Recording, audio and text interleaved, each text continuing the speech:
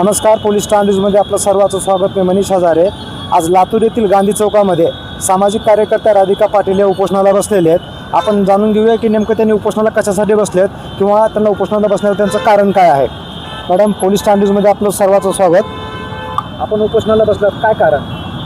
गेल्या 18 तारखेपासून ज्या घटना समस्त लातूरकर पाहत आहेत, समस्त लातूरकर म्हणण्याऐवजी महाराष्ट्राने सगळं पाहिलेलं आहे की माझ्यासोबत घटना तर सगळ्याला माहितीच आहे, तरी पण मी एकदा सांगते की माझ्यासोबत 6 विद्यार्थ्यांवरती खोटे गुन्हे फाडण्यात आले.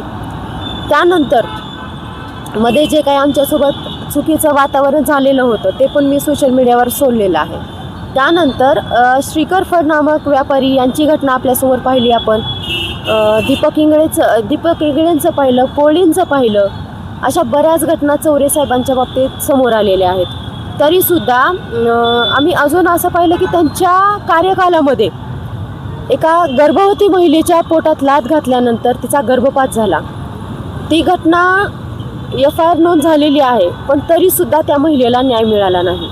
मग अशा कित्येक घटना होत असतील की बाबा एक क्रिमिनल रेकॉर्डेड अधिकारी जर आमच्या लातूरला दिला जात असेल तर याचं कारण काय, हे मला प्रशासनाला विचारायचं आहे. गेल्या 18 तारखेपासून मी आतापर्यंत जेवढे निवेदन दिले त्याचं मला कसलंही उत्तर देण्यात आलेलं नाही.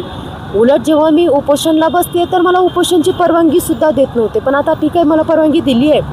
पण आता लातूरला ज्याला आई जगदंबा गोलाईसारखी औद्योगिक वसाहत लाभली आहे, त्याचबरोबर शिक्षणाचं माहेरघर म्हटलं जातं पुण्यानंतर, अशा लातूरमध्ये विद्यार्थ्यांवर, महिलांवर आणि व्यापाऱ्यांवर जर अशा प्रकारचा अन्याय होत असेल तर हे आम्ही लातूरकर सहन करून घेणार नाहीत. भले मग स्थानिकचे आमदार, खासदार, जे काही नगरसेवक वगैरे असतील किंवा नेते असतील, यांनी अजूनपर्यंत तरी याच्यावर काही दखल घेतली नाही. पण जर तुम्ही सर्वसामान्यांना न्याय देऊ शकत नसाल तर तुम्हाला नेता म्हणून घेण्याची म्हणजे बिलकुल गरज नाही ना. अशा नेत्यांची आम्हाला लातूरकरांना गरज नाही.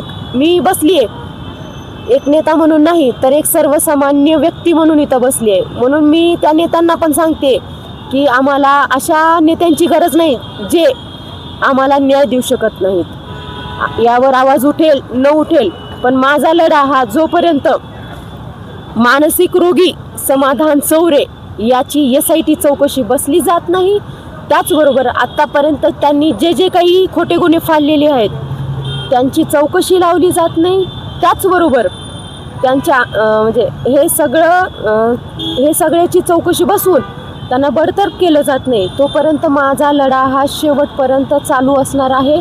महिलांसाठी, विद्यार्थ्यांसाठी आणि व्यापाऱ्यांसाठी आणि अजून एक वेळेस सगळ्या लातूरकरांसाठी हा लढा आहे. जेणेकरून कुठला तरी बाहेरचा व्यक्ती येऊन आपल्या सर्वांवर दादागिरी, गुंडगिरी आणि दडपशाही करणार नाही, यासाठी हे मी ठोस पाऊल उचललेलं आहे.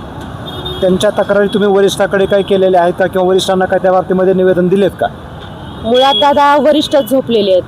जे SP स्वतःला कर्तव्यदक्ष म्हणून घेत आहेत, आज त्यांनी काय कर्तव्य बजावलंय?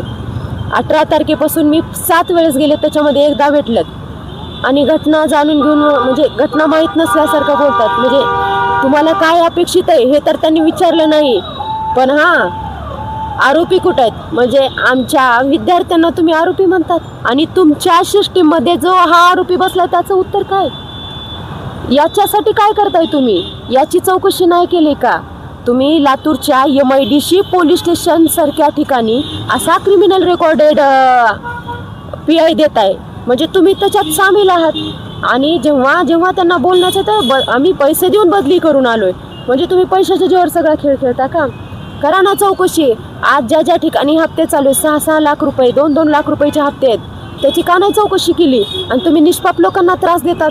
या सगळ्या गोष्टीची चौकशी घेतली गेली पाहिजे.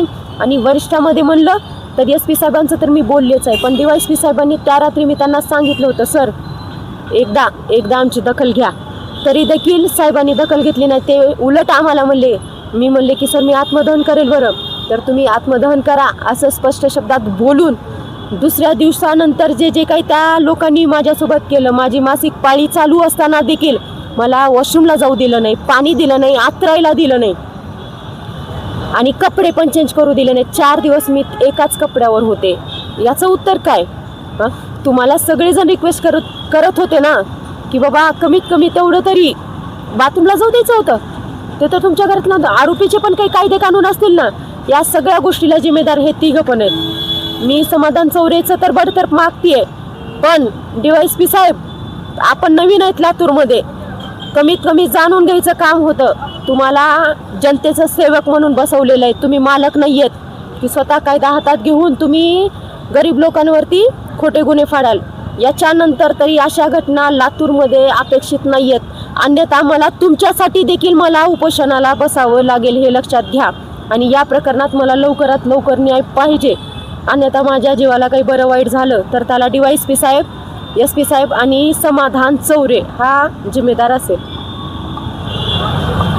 आपण पहिला जे काही उपोषणकर्ते सामाजिक कार्यकर्ते राधिकाताई पाटील उपोषणाला बसलेले आहेत, त्यांच्या मागण्या जी काही MIDC पोलीस स्टेशन आज वादाच्या भोवऱ्यामध्ये अडकलेलं आहे, त्यांच्या वेळोवेळी तक्रारी त्यांच्या वरिष्ठाकडे करून देखील वरिष्ठ याच्याकडे कानाडोळा करत आहेत किंवा त्यांची पाठराखण करत आहेत असं म्हणायला काहीच हरकत नाही. त्याच्यापुढे पाहूयात की या प्रकरणावरती वरिष्ठ किंवा आपले जे काही लातूरचे स्थानिक आमदार खासदार वगैरे आहेत हे लक्ष घालतील का किंवा त्याच्यावरती काही कारवाई करतील का.